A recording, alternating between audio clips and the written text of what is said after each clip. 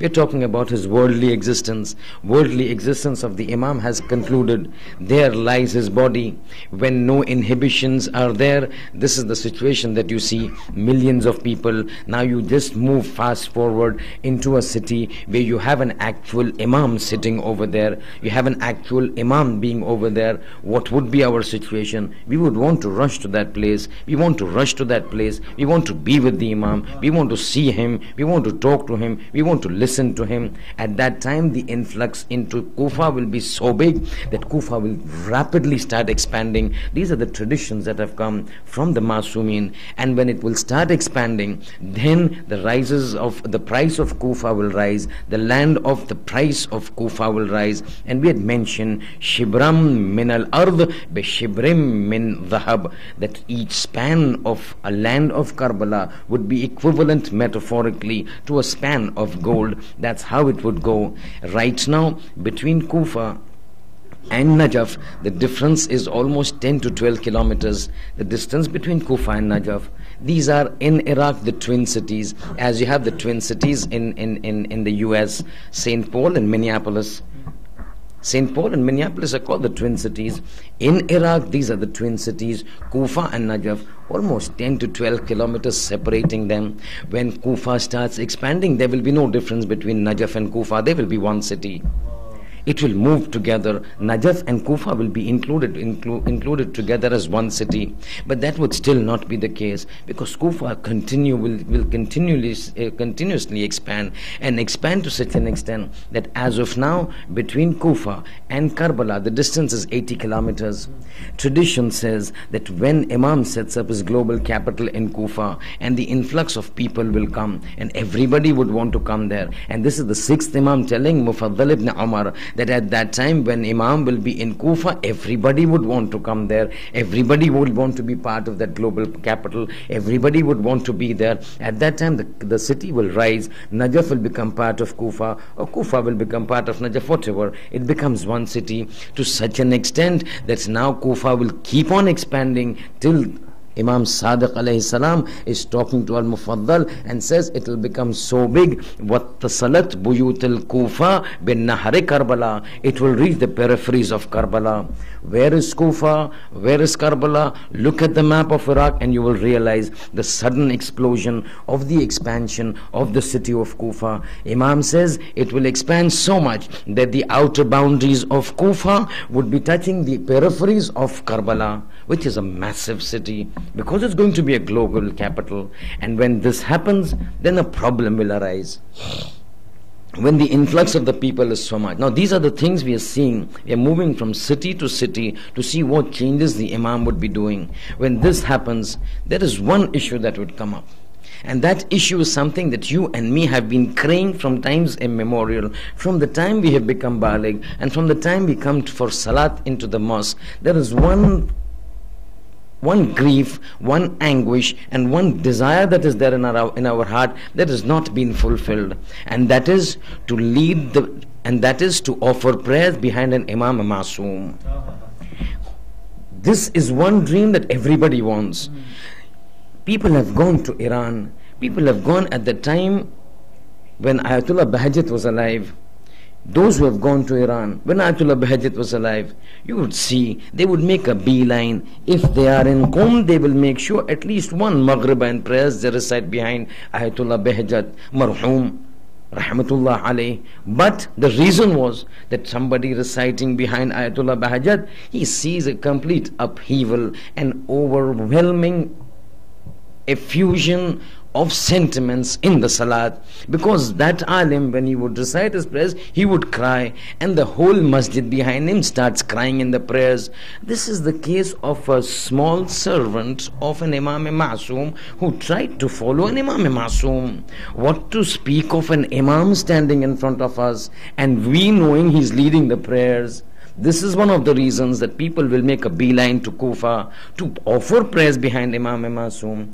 And from the time of Imam Ali alayhi salam, and the second Imam a small portion, and the third Imam a small portion. From this period onwards, we means the Shiites have never had an opportunity to offer prayers behind an Imam Ma'asum, because except for that few years that Imam was there, the first Imam, and a short period for Imam Hassan, and an extremely short period for Imam Hussain, no other Imam had an opportunity to offer Jama'at prayers from the time of the fourth Imam till the time of the 11th Imam.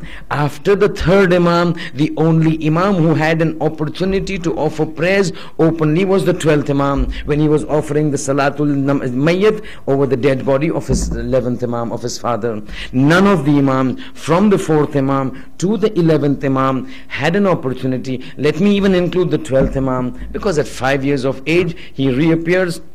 He comes forth, prays the Salatul Mayyit on his father, and then disappears. So from the time of the 4th Imam till the time of the 12th Imam, not a single Imam had an opportunity to offer even a single Salatul Jama'at. This is recorded in history. Tradition says, history says, not a single Salatul Jama'at offered by any of the Imams. To such an extent that even the 8th Imam Ali ibn Musa Rida alayhi salatu wassalam,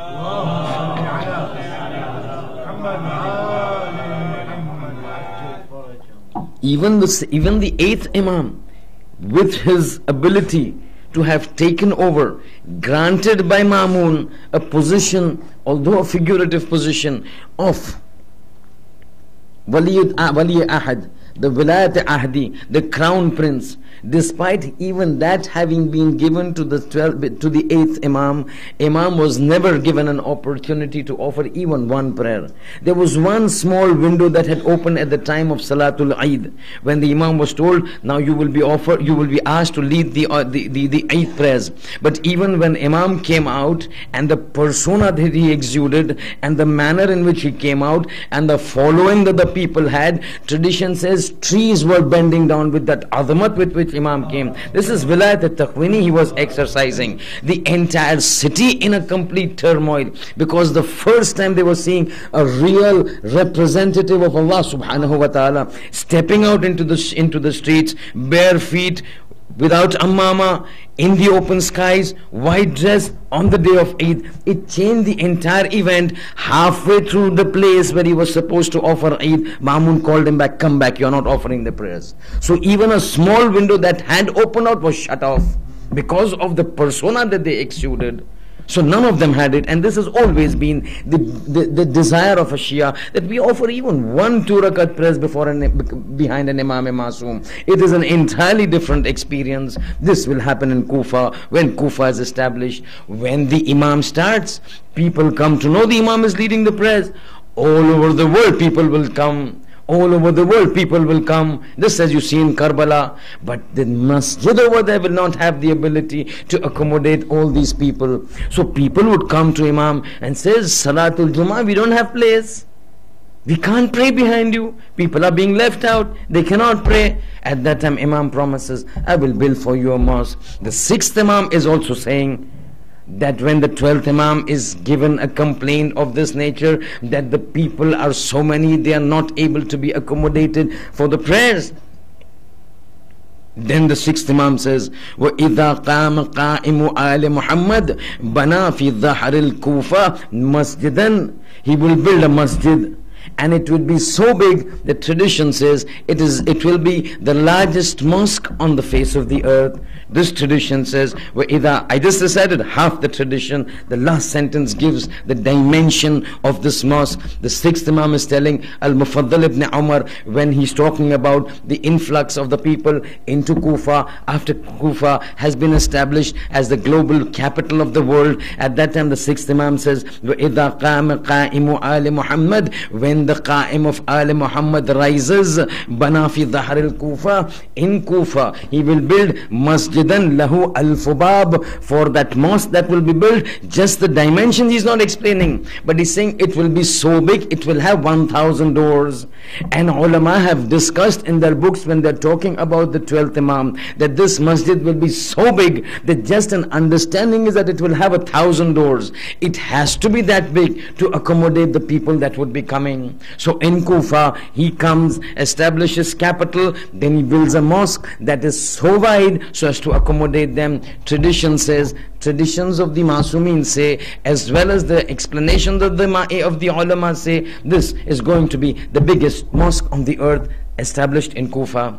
But having established this, now he begins his dominion, he begins his expansion, because he has to cleanse the world of pollution, of corruption, of depravity, of persecution, and of the inequality.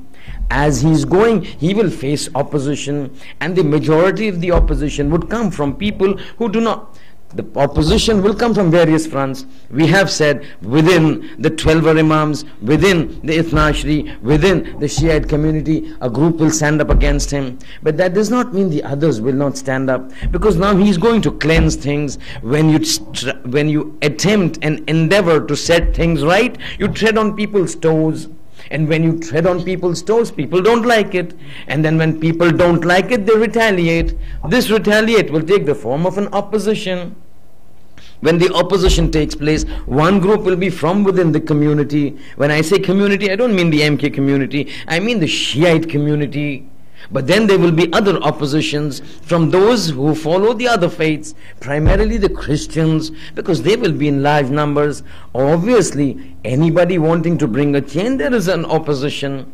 At that time, the plan of God then comes into play as to how to placate this huge number of an opposition to this global mission of the 12th Imam. And that plan, that scheme, that drama that is there, and I mean a drama, a calculated drama, a calculated plan, a calculated strategy comes into play to placate this huge number of those who profess the Christian faith. And that is an event that will take place, extremely important, to such an extent that this event has been narrated by the Sunni sources and the Shia sources to such an extent that this event, by means of this tradition, reaches the level of tawatur.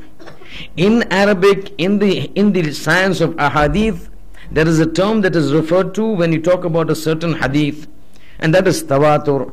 Tawatur means an event that has been stated by so many quarters, by so many rawi, by so many narrators, on so many levels, in so many different regions, that such an event cannot be considered to be false. So for example, you say something happened, 5 people from Milton, Keynes say something happened, you can say, they have joined together to give you a wrong story. But something happened, you find 5 people from Milton Keynes, 10 people from Stanmore, 15 people from here, 20 people from there, 100 people from the US, 50 people from all over the world say this event happens. Now you know, all of these people cannot be lying at one time. So now this event and this tradition becomes mutawatir. This event that I'm talking about is one that has reached tawatur from these Ahl Sunnah and the Ahl Tashayyu sources. What is that? That is the descent of Hazrat Isa alayhi salam from the skies. You know what happened? Hazrat Isa was taken to the skies. He's been living there even before the time of the Holy Prophet. After Musa, the only prophet after Musa, before the Holy Prophet was Isa. He stays for a few years, then he's made to rise to the heavens. He's still staying there. He is living longer than the 12th Imam. He will continue to live. When the 12th Imam comes, tradition says, this Hazrat Isa will descend from the skies. According to certain traditions, it could be metaphorical, it could be real, we don't know. We don't want to go into interpretation. The words of the tradition, he will be on a cloud will bring him from the skies, because that's how he went up. But divinely, in order to put it very simply, divinely, Hazrat Isa will descend from the skies.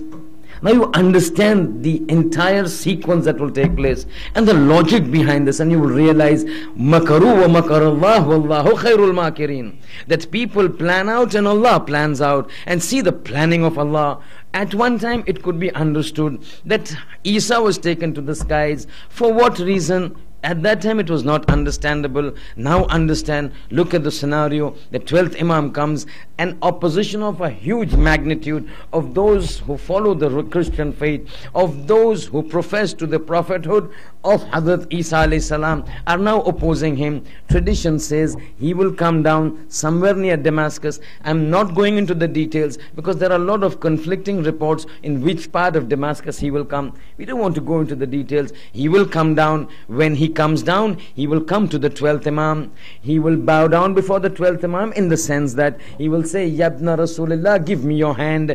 I am doing bay'at to you. So a prophet of God comes down, comes to the 12th Imam, says, give me your hand. I am doing bay'at. He does the bay'at. When he does the bay'at, he says, I am now pledging my support, my assistance to whatever you're going to do. I profess the same ideology as you do. I profess the same faith as you do. And I profess the same objective as you have come for. Accept my complete cooperation to that. He joins the force. As soon as he comes, there's a time for prayers. All the people are watching. This is Hazrat Isa alayhi salam. The Christians know him. The Christians realize him. Those who follow him see him coming. Exhilaration, ecstasy all around, because this is what they were waiting for. This is what they call the Messiah. This is what they call the Savior. Even in their books of scriptures and religious books, it has been mentioned the Messiah will come, the Savior will come in the final time. The Savior has come, this Messiah has come, this is what they're waiting. But the events that will unfold is not what they have been expecting. It is not what is up to their expectation, because what they had felt was that when this Messiah comes, he will come to us, he will take charge of the Vatican, he will take charge of the churches, and then he would lead his own Savior mission for the world. But surprise, surprise, when this man comes, he's not performing as per their expectations. He's doing something entirely different. He's coming to somebody whom the Muslims call as their leader. And not only that he's not leading their mission, he's coming to this leader of the Muslims and saying, I am giving my support to you. Not only he is saying, I am giving my support to you, he's saying that you are the leader of everybody and I consider you as my leader as well. This will be a shock to the entire Christian world. This is an academic discussion that we are talking. We are just stating what is there in our traditions. Others have their own traditions. Others have their own historical statements. This is what we are discussing. This is what our traditions say. So when the Imam Mahdi comes, he will come to, when Hazrat Isa comes down, he will pledge allegiance to the 12th Imam. Now understand, the entire world is watching this event that is taking place. All of a sudden, they find this man, Prophet Isa, is not doing what he's planned. He's going to somebody else. He's accepting the leadership of somebody else. More than that, when the time for prayers come, and this is there in innumerable ahadith. I can give you more than 100 traditions that talk this, that when Imam Hazrat Isa comes and the time for prayers come, Imam Mahdi will tell Hazrat Isa, Ya Ruh Allah, taqaddam, come before, lead, come in front and offer the prayers. At that time Hazrat Isa will step back. He will say, this is not my time and this is not the time for my leadership. I have not come here to lead. I have come here to assist you. You are the Imam. You are the leader of the people, of the world, and myself included. I cannot lead before you. This is your right and you will lead. It is said, Imam will move forward. Imam will offer the prayers. Hazrat Isa standing behind, offering the prayers in the imamat of the 12th Imam. Now you understand the situation that is taking place. You have this personality who's the Prophet of God. You have this personality, Hazrat Isa alayhi salam, who's one of the Ulul Azm prophets. You have this personality who's got more than 1 billion followers in the world. He comes into this world initially, gets a book, a prophet of God, gets a book Injil, becomes one of the Ulul Azm prophet. Then Allah picks him up. He goes away. He is born miraculously without a father. Look at the characteristics. Ulul Azm prophet, given a book, a Shariat, and born miraculously, lives in this world for some time, goes away. After that he comes back again and assumes subordination under an Imam whom the Muslims say is going to cause a global revolution. The entire world is watching. All those people who considered him to be God or son of God or a prophet, now realize that he is accepting the subordination towards somebody. When they see him going, tradition says the reason that Hazrat Isa was kept back was for this, that entire billion plus people who follow him, when they see him moving towards the 12th Imam, a huge number of them will drop their opposition to the 12th Imam and follow Hazrat Isa into the folds of Islam.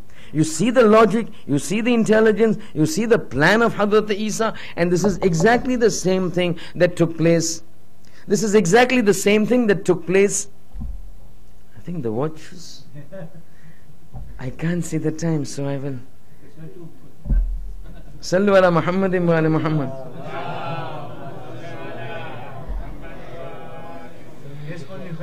Alhamdulillah. Sallu ala Muhammadin wa ala Muhammad. Tradition says that when this happens, look at what happened even for the mother of the 12th Imam.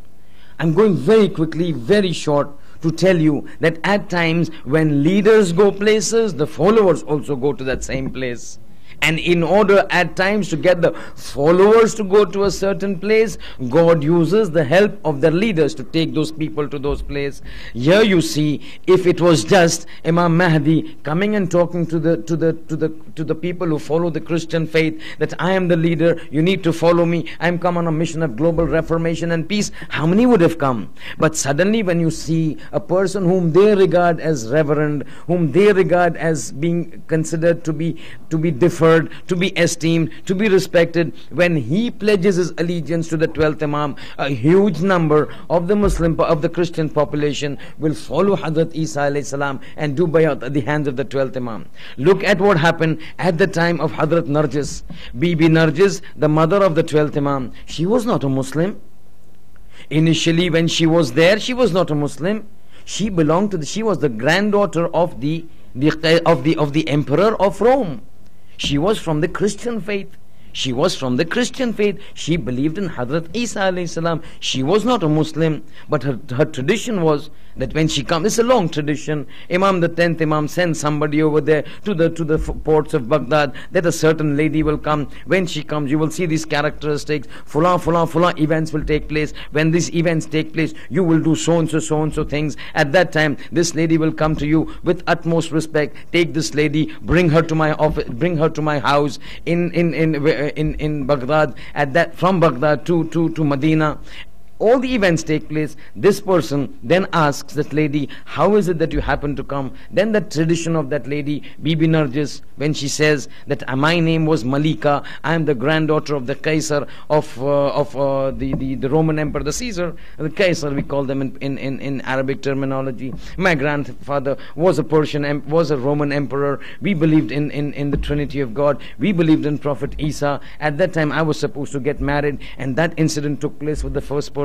Then I was supposed to get married with another person, and this incident took place with the second. Both the marriages got spoiled. Both the marriages did not take place. It was as if a divine intervention was prohibiting my marriage to these individuals. When this took place, I went off to sleep. In my dreams, I am seeing in my dreams suddenly that I am being visited by Hazrat Isa alayhi salam. Hazrat Isa comes and says, Ya Malika, how are you? And there's a formality takes place with Hazrat Isa. He's accompanied by Shamun, his representative. Malika says, Bibi Narjis says, I'm surprised. Hazrat Isa with his representative coming to me.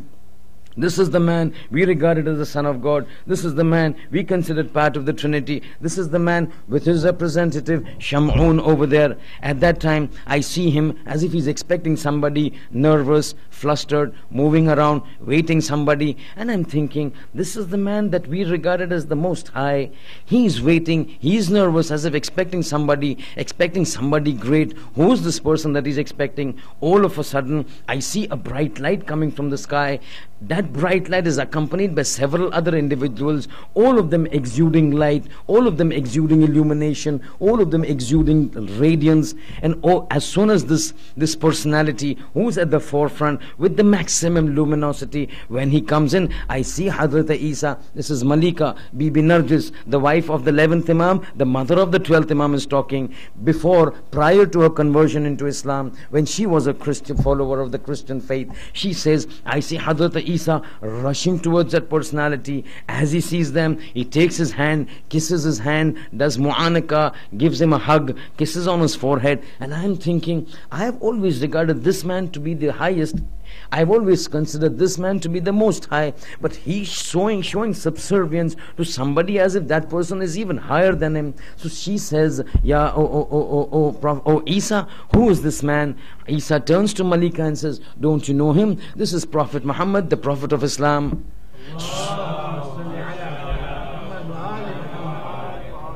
And then he says, he is superior to me. In fact, he's superior to all the prophets, because he is the Sayyidul Anbiya. He is the chief of the prophets. At that time, Malika says, the person that I am looking to is being subservient to somebody else. Then after 4 days, in that dream, I'm just moving very quickly. At that time it is said, the Prophet comes and talks to Hazrat Isa. I want to take your daughter, I want to take this girl into marriage for my son, the 11th Imam. And all those discussions take place. At that point of time, for 4 days, nothing happens. Again, Bibi Narjis says, after the first dream, 4 days later, I see Bibi Fatima in a different manner. But look at how it happens. She says, in my dreams, I see Bibi Maryam coming to me, and then I regard her as one of the second loftiest personalities in the Christian faith. But again, the same instance that took place with Hazrat Isa, this lady Maryam is looking flustered, looking nervous, expecting somebody. Then I see somebody coming,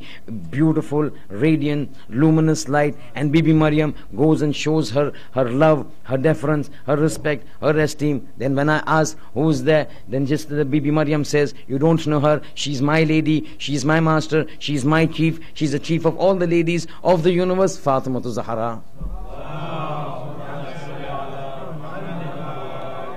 And then when she sees all this, Hazrat Isa showing his deference to Prophet Muhammad, Bibi Maryam showing her deference to Bibi Fatima, now she says, I realized that Islam was the true religion, I converted. And then the entire event of how she married Hazrat Imam Askari alayhi salam, and how she was brought out from Rome to Baghdad, from Baghdad to Medina, a long story. To cut it short, when you want some people, followers, to move to a certain position, a certain ideology, it is important they see their leaders moving into the ideology. And this is the reason the Hazrat Isa alayhi salam would be made to come down, so that seeing him go to the 12th Imam, the Christians will follow suit. Now there are small little trivia about Hazrat Isa alayhi salam, that he will live for several years, and he will be going for every year for Hajj, till a time comes that he will die. Everybody has to die. Kullu nafsin dha'iqatul maut. Some die in their childhood, some die in their old age, some die after thousands of years.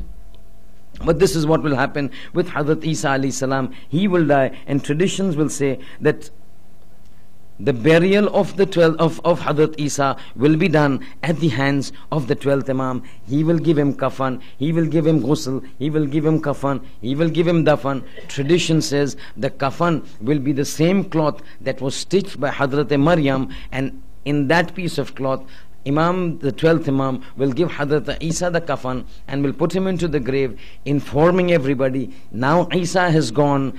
Isa, you saw, had come into this world. The Christians were following him. Then he went up to the skies. Then he's come. He's pledged allegiance to me. He's supported me. He's offered his help to me. Now you saw him praying behind him. Now this man is gone. So all your loyalties need to come to me. A very logical sequence of events and a lot of following. You see, when the Imam first started with 313, then another 10,000, then another 10,000 of Sayyid Hassani, then another 12,000, 10,000 of the normal people that would come on their own, then the 12,000 of Sayyid Hassani, and then these events take place. Slowly the support of Imam becomes huge, becomes massive, and this slowly goes on, and he starts converting and starts cleansing and starts removing the pollution, the corruption, the persecution from the society. But here, one point, and then we terminate. Today is the last Majlis. We don't want to drag things for long.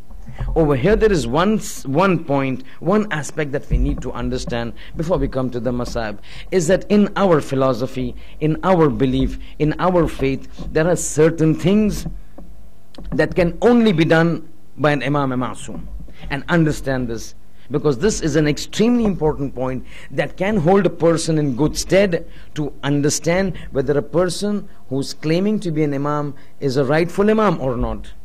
And that is that this entire lineage of the Ma'soomin is a lineage that is not compared to anybody else. And because of this, there are requirements and demands that this lineage requires, that has to be fulfilled by a member from the same lineage.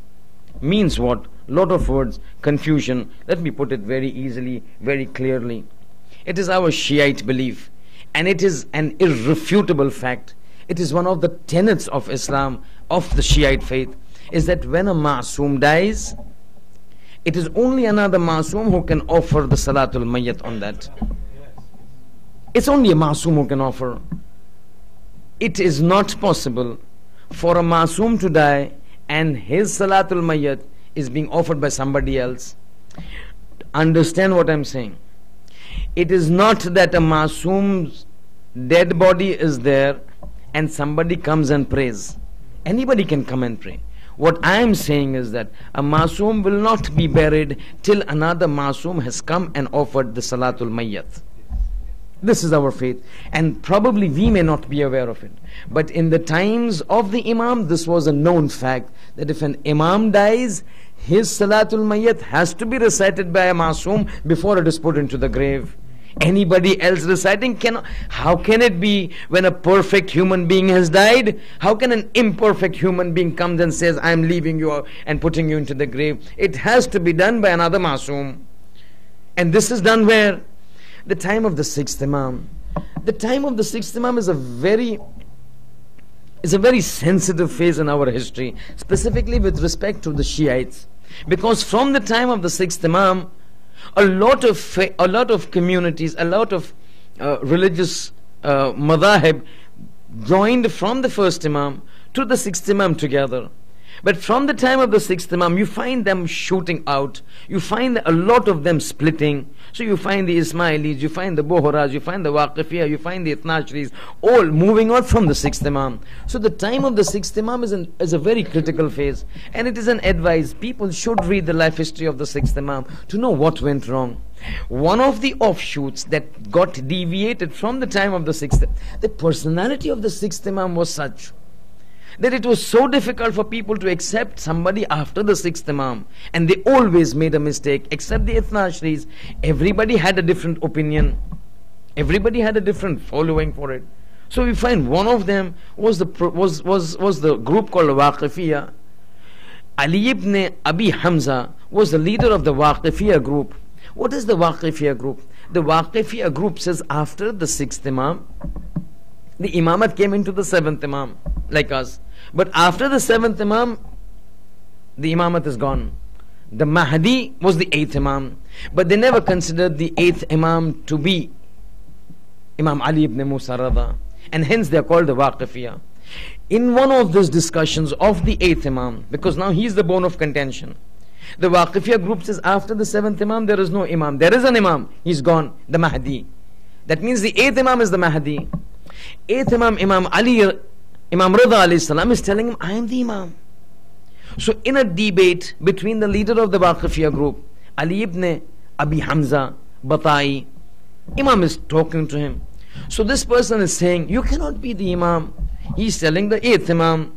Ali ibn Abi Hamza is telling the eighth Imam, you cannot be the Imam. And that is the reason, I have my reasons not to consider you as the Imam. Because they were of the belief the eighth Imam is gone, the Mahdi. So Imam is asking, what makes you feel that I am not the Imam? He's saying the concept of imamat that we have been taught up to the 7th imam is that if an imam dies, the subsequent imam has to recite Salatul Mayyat on him. Your father died in Baghdad. Full of Baghdad, you know that masajid that you recite. Your father died in Baghdad. Imam Musa Kadhim alayhi salam. You were in Medina. You never recited salat on him. We did not see you recite salat on him. So you cannot be the imam. If you were the imam, you would have been forced to go there, because it was wajib on you to recite over a dead imam. So you cannot be the imam. So then imam, now this is a debate. He is trying to prove that the 8th imam is not the imam.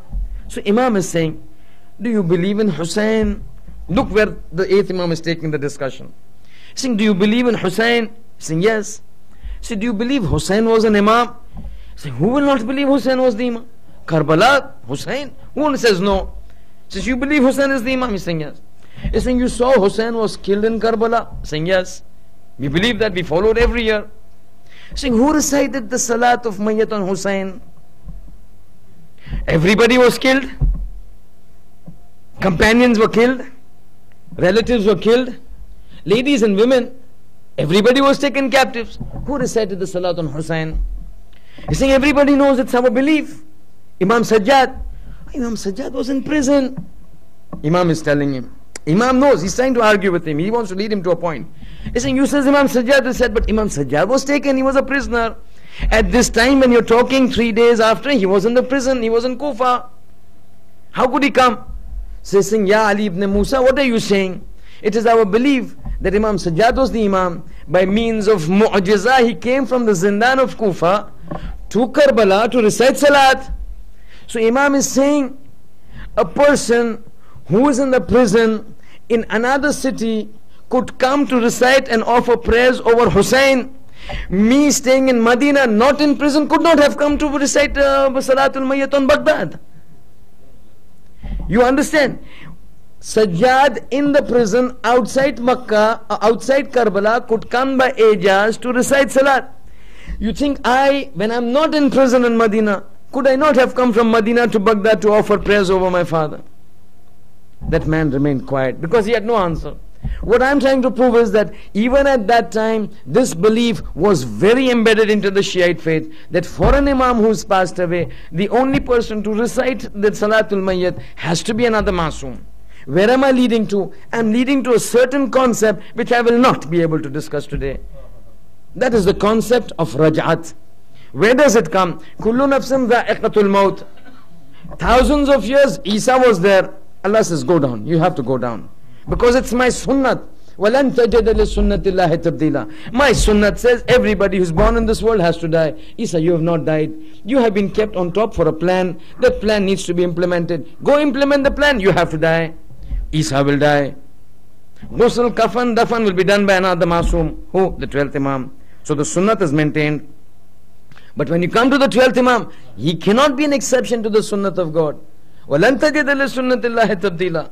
If the Prophet had to leave this world, 12th Imam also has to leave the world. The 12th Imam will be martyred. That's another story. How he will be martyred, who will be martyred, what characteristics of that person will be martyred. It's all there in our tradition. But the 12th Imam will be martyred. Who, if the 12th Imam is martyred and is killed, because we've got a tradition, the 3rd Imam is saying, on his deathbed, the Rawi is saying, I am sitting with the 3rd Imam.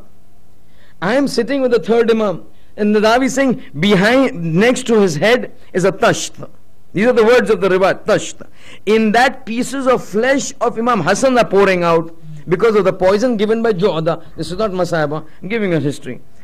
Beside his head is a tasht, in which pieces of flesh of the body of Imam Hassan is dripping out, is falling out because of that intensity of the poison. This poison came from Sham, by the way, given to Ju'ada. At that time, the Imam is saying this hadith. He says, this Ravi is saying, Imam, look at your state. What is the state of yours? He's saying, why? Why are you so worried? We have to go. We have to undergo all this. Then he comes up with that rule of the thumb. Ma minna illa masmumun aw maqtulun. That from us, Ahlul Bayt, the Imams, we are either killed by the sword or killed by the poison. So it means the 12th Imam will be killed. How it will be killed, we will discuss it sometime other time. But when the Imam dies, then the sunnat needs to be fulfilled. that an Imam Masoom has to have his Salatul Mayyit by another Masoom. If the 12th Imam is the only Masoom at that time, who will recite the Salat? You walan tajid li sunnatillahi tabdila. The sunnat of God cannot change. So there must be an Imam, there must be a Masoom at that time. This is where the concept of Raj'at comes to the fore. The concept of Raj'at, a belief of the Shiites. Again, you see, you will not find contradictions in our faith. You just need to understand the linking. The linking is an Imam's death, another Imam has to be there, a Masoom. If the 12th Imam is going and there is no other Masoom, this Sunnah breaks. Allah in the Quran says, my Sunnah doesn't change. So there has to be some means to make sure that the Sunnah goes on. That is Raj'at. Raj'at is our belief. Raj'at is our belief that before the passing away of the 12th Imam, our Imams will come back again. Each of them will come back again. Each of them will come back again. When the Imam, 12th Imam dies, there will be a Masoom who will take care of his kafan, who will take care of his dafan, who will take care of his ghusl, who will bury him, who will offer his salat so that the sunnat is maintained. Who will come? How will they come? In what order will they come? In addition to the Imam, who else will come? Who will be the first Imam who will come? How will the lifespan go? For how many years they will go? How long will this continue? How long and what are the events that will take place before the Day of Judgment? These are history. That is long thing that we need to understand. Not the time now. Tonight is the Siyum, the 3rd, the 13th, the Majlis of Ziyarah. Have you ever wondered one issue as far as this is concerned? This Ziyarat Majlis that we talk about. It is only for the 3rd Imam that you ever have a Ziyarat Majlis. See, this is the practice in all our communities. When somebody dies and burial takes place, there is Ziyarat Majlis. Have you realized it is out of all our Imams, it is only the 3rd Imam, Hussain ibn Ali, for whom we have a 13th Majlis. The Ziyarat Majlis. You know the reason? Because he was the Imam for whom the Ziyarat Majlis was not recited. All the other Imams had a Ziyarat Majlis recited. Don't you know 3 days that body was lying in Karbala? This is our way, the Shiites way, all over the world to say, Hussein, your Ziyarat Majlis was not recited, every year we will recite for you. 3 days the body lying in the plains of Karbala, under the burning sun. That is a different issue because of divine intervention. That whole place was fragrant because of the fragrance emanating from John, the Abyssinian slave. Those are different issue. From the fragrance emanating from Abbas, from Hussein. 3 days the bodies doesn't decompose. It cannot decompose. But 3 days lying over there, nobody recited Ziyarat Majlis. We are reciting. This is why we have this. All the other Imams were recited. But now for this, what happened after Ashura was something very difficult. You heard last night, Sham al-Ghariba, the tents are burnt. The tents are burnt. The 11th of Muharram, when the entire Qafla was supposed to go to Kufa. You see, when somebody wants to really trouble somebody, he can go to absolute depths. Saying all the captives, imprison them, bind them with ropes. So you heard, they were bound with ropes. But do you know how they were bound with ropes? They were supposed to be taken from Karbala to Kufa. These are prisoners, they need to go as prisoners. So they need to be bound. How were they bound? The hands were bound behind their necks. Everybody, hands behind their back, behind their necks. And when they were made to sit onto the mounts, all the saddles from the camels were taken out. You know what is the reason those saddles are kept? So that you don't slip over the slippery backs of the camels. They give you a protection, you don't slip over. In the absence of those saddles, the back of a camel is so slippery, a little movement and the person can fall. You can only hold the fall by means of your hand. But what happens when there are hands are tied behind the back? Who protects your fall? And this is what happened. And what happened was, Umar Asad says, we want to take this kafla, hands tied behind their backs, on camels without saddles, everything that would trouble them. Absolutely everything that would trouble them. He's saying, I'm still not happy. I don't want to take them directly to Kufa. I want them to suffer. How do I make them suffer? Take them around the places where the lasha of the relatives are there. Take Zainab where the lasha of Hussein is there. Take Layla where Akbar is lying. Take Kulsum where Abbas's hands are cut. They need to see these dead bodies. The whole kafala goes. As the kafla passes Hussein, Zainab cannot take it anymore. She drops herself from the camel onto the ground near the lash of Hussein. Normally when people fall, they stop their fall by means of hands. But where was Zainab's hands? It was tied behind her back. Somebody asked, how did Zainab fall? So another Shair says, just as Abbas fell, straight onto the ground with the face. This kafla begins to go. But now I just want to rewind something that took place before this kafla left. Ajab situation. At the night, one of the things, after the tents were burnt, in the next morning, that was done. You heard about the trampling of the bodies. But one thing Omar Asad needed to do when he was sending these captives to Kufa was to give his proof that these people have died.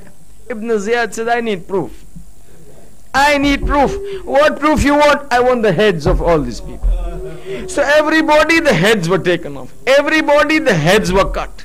He said, cut, how do we carry it? Don't carry it. Put it onto the lance and spears and hold it up. All the heads were cut. All the heads were cut. Saying, hi, let's get ready to go. Captives' hands, we need to tie them. Let's get ready. Capture, tie their hands and take them up. But before they could tie the hands, they started to count. Omar Asad started to count. 1, 2, 3, 4, 60, 65, 70, 71. But I heard 72 people had died. These are 71 heads. Count again. When they counted again, 71. Omar Asad says 72 heads. Where is that one head? Who is this? Find out. They found out head of Asghar. Head of Asghar was not seen. Omar Asad flies into a rage. I am not moving from Karbala. I want that head of that 6-month-old child. Because his jihad was even bigger than the jihad of Asghar, of Abbas. His jihad was even bigger than the jihad of Akbar. He almost brought about a mutiny in my camp. I want that head. You know what happened, right? After Asghar was killed, Hussein went to the back of the tent. This is Ashur, before Hussein goes for the final battle. When he takes Asghar in his arms, goes to Rabab and all those incidents takes place. And then before he goes for the final battle, he goes behind his tent. He makes a small qabr, puts Asghar and levels it. He knew what would happen. He knew his body would be trampled. He knew everybody's body would be trampled. Abbas, Qasim, Aun Muhammad, everybody. He says, 6-month-old child, if the body is trampled, what will remain? He buried it. Rabab knows. Shab-e Ashur ka Sham-e Ghariba comes, the tents are gone. But Rabab knows where that place is. The people are kept right in the night in Sham-e Ghariba at a certain place. Rabab knows where the grave is. Next day morning, the body heads are cut and raised. Rabab knows where that grave is. Omar Asad counts, I want that one. Shimr, we are not moving till we get that head. Shimr says, I will give you the head. They start looking for Asghar, they cannot find. They realize Hussein must have buried him somewhere. Rabab knows the place. Shimr doesn't know. What he does, he brings out 500 horsemen and gives them long spears. He says, go through the whole of the place of Karbala, right across the tents. Start hitting the ground with your spears. Find out where that body is. Now Rabab and Zainab are sitting at a certain place. Those people start. Till that Rabab knows where the grave is. While those people are away, Rabab is at ease.